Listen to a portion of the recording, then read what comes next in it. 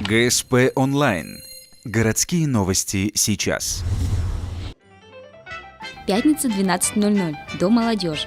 Праздник с чернитом Комием.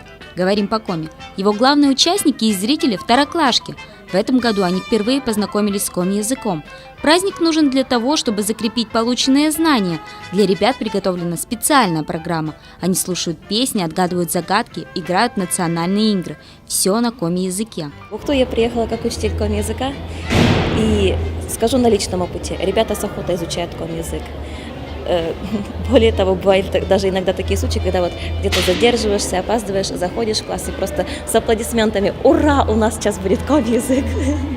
Мероприятие проводится ежегодно. Главные действующие лица постановки – коми-звуки «дж», «дж», «ч», «и». Они являются специфическими для русскоязычных людей, но входят в состав многих слов коми-языка. Ребята с радостью вспоминают слова с этими звуками, пополняя свой словарный запас.